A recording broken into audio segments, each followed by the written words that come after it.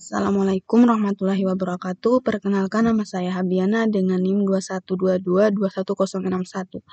Dalam video kali ini, saya akan menjelaskan jurnal yang telah saya review yang berjudul Data Mining dalam Analisis Tingkat Penjualan Barang Elektronik menggunakan Algoritma K-means, yang diampu oleh dosen Rahmat Karim, SSI, MSI. Baik, yang pertama yaitu mengapa penelitian ini harus dilakukan. Beberapa alasan mengapa penelitian ini perlu dilakukan. Yang pertama, data penjualan barang elektronik di CV. Berkah elektronik perlu dianalisis dan diolah lebih lanjut untuk mendapatkan informasi yang bermanfaat bagi perusahaan. Yang kedua, metode clustering. Metode clustering menggunakan algoritma K-means dapat digunakan untuk menganalisis data penjualan tersebut dan mengelompokkan produk elektronik menjadi kategori yang laku dan tidak laku dijual. Yang ketiga, dengan menggunakan teknik data mining dan algoritma K-means, perusahaan dapat memperoleh informasi yang akurat dan tepat guna mengetahui produk elektronik mana yang terlaris dan mana yang kurang laku di pasar. Dan yang keempat, hasil analisis ini dapat membantu perusahaan dalam mengambil keputusan pemasaran dan strategi penjualan yang lebih efektif untuk meningkatkan penjualan produk elektronik.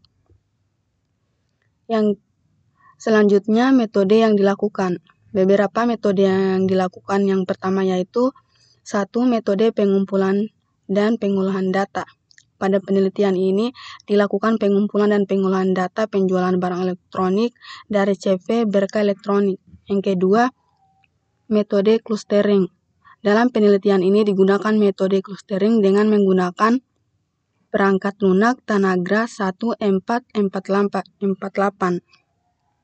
Yang ketiga, analisis hasil.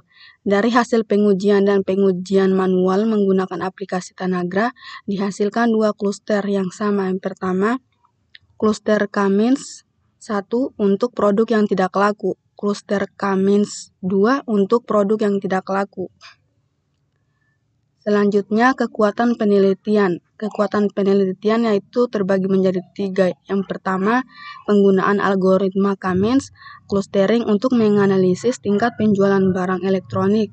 Algoritma K-means terkenal karena kemudahannya dalam implementasi dan cepat membuat pengelompokan clustering data yang besar. Yang kedua, penggunaan data penjual aktual dari CV berkah elektronik sehingga hasil analisisnya dapat diimplementasikan secara langsung di perusahaan. Yang ketiga, penulisan jurnal yang terstruktur, mulai dari pendahuluan, metode hasil, dan kesimpulan, sehingga memudahkan pembaca memahami alur penelitian. Kemudian kelemahan. Rentan terhadap outlier. Algoritma K-means sensitif terhadap outlier atau data-data yang jauh berbeda dengan mayoritas data lainnya. Kemudian hasil. CV berkah elektronik memiliki informasi tentang kegiatan penjualan perusahaan. Salah satunya adalah data-data transaksi yang terjadi di perusahaan dalam rentang waktu tertentu. Data-data tersebut terdiri beberapa atribut, di antaranya merek elektronik, jenis barang, nama barang, harga barang, dan jumlah barang yang terjual. Data digunakan sebagai atribut untuk melakukan pengolahan data. Pengertian bestseller atau laris adalah barang yang laku, tidak laris, atau memiliki volume penjualan di bawah rata-rata. Kemudian yang terakhir, kesimpulan dan saran. Dari uraian dan penjelasan yang sudah dibahas pada penelitian bisa ditarik beberapa kesimpulan, antara lain dengan algoritma K-means, penentuan tingkat penjualan produk elektronik lebih mudah dibandingkan dengan cara manual. Pengelompokan yang dihasilkan digunakan untuk menyimpulkan data penjualan barang elektronik. Berkah elektronik menggunakan algoritma K-means untuk menentukan produk mana yang berkinerja baik dan mana yang tidak. Pemilihan variabel dan atribut yang digunakan memiliki dampak yang signifikan terhadap data yang digunakan. Saran yang dapat dipertimbangkan untuk masa depan, yaitu pada penelitian ini bereksperimen dengan salah satu metode clustering data mining yang ada, yaitu algoritma K-means. Untuk kedepannya perlu dikembangkan penelitian lebih mendalam untuk membandingkan hasil dan mencari tahu teori mana yang memberikan hasil yang baik. Mungkin itu saja sedikit penjelasan tentang review saya. Kurang dan lebihnya mohon dimaafkan. Assalamualaikum warahmatullahi wabarakatuh.